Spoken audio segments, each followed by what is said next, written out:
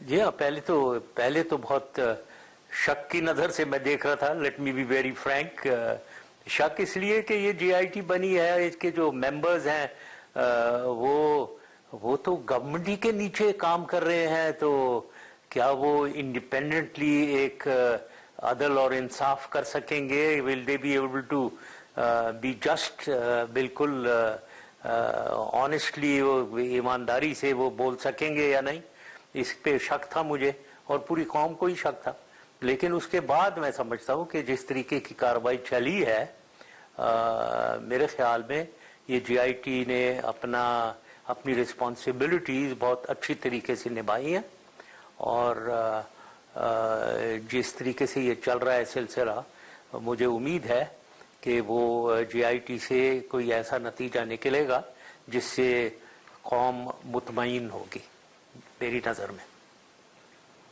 ٹھیک ہے. اچھا جنرل صاحب، بار بار ایک جو ڈسکشن آتی ہے وہ مسلم لیگ نون کے رہنما بھی بار بار یہ بات کرتے ہیں کہ پیناما کے ان فلیٹس سے فوکس ہٹ کے حدیبیہ پیپر ملز کی جانب آ گیا، اور اسحاق ڈار صاحب کو بھی بلایا گیا. ان کی جو کنفیشنل سٹیٹمنٹ تھی اس کا بھی وہاں پر ذکر آیا. اسحاق ڈار صاحب نے میڈیا کے سامنے بھی یہ بات کی، اور کئی بار عدالت کے اندر بھی موقف اختیار کیا تھا کہ جناب وہ جو کنفیشنل سٹیٹمنٹ ہے اس کی کوئی اہمیت نہیں ہے، وہ میرے پہ ظلم و ستم کر کے زبردستی جبر کے ذریعے مجھ سے وہ سٹیٹمنٹ لی گئی تھی. آپ اس وقت صدر تھے، یہ ہوا کیا تھا؟ یہ معاملہ کیا تھا؟ کچھ ذرا قوم کے ساتھ شیئر کیجئے گا. دیکھیں، یہ تو ان کے بالکل یہ جو ظلم و ستم ان کے اوپر ہوا، یہ بالکل یہ جھوٹ ہے، سراسر جھوٹ. تو یہ جھوٹ بولنے کے عادی ہیں یہ. اب اس کو میں کیا کہہ سکتا ہوں؟ اگر وہ کہہ رہے ہیں یہ، اب میں کیسے پروو کروں کہ یہ جھوٹ بول رہے ہیں؟ یہی کہہ سکتا ہوں میں کہ ان کی پہلے اگر آپ ان کا کردار دیکھیں سب کا، یہ تھرو آؤٹ یہ جھوٹ بولتے چلے آ رہے ہیں ہر سلسلے میں.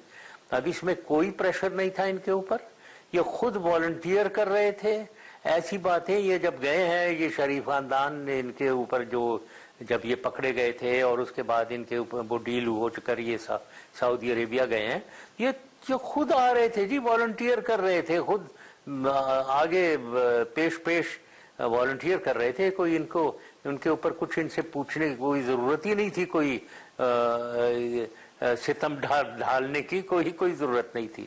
تو یہ جھوٹ بول رہے ہیں بالکل. تو جنرل صاحب اس وقت اسحاق ڈار صاحب کی جو سٹیٹمنٹ آئی تھی، اس حوالے سے آپ کو کیا اس وقت انفارمیشن ملی تھی؟ آپ کو ظاہری بات ہے یو مسٹ بی نوئنگ کہ حدیبیہ پیپر میں ایک بڑا امپورٹنٹ کیس تھا، پوری شریف فیملی کے حوالے سے تھا.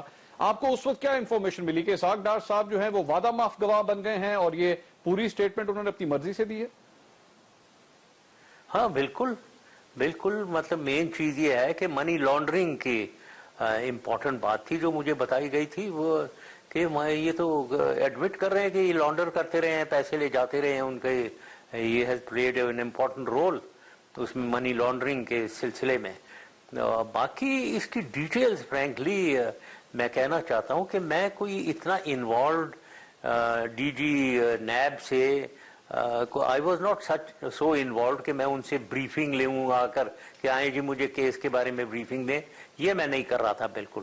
سو ڈیٹیلز، اس کی مائنیوٹ ڈیٹیلز میں نہیں جا رہا تھا.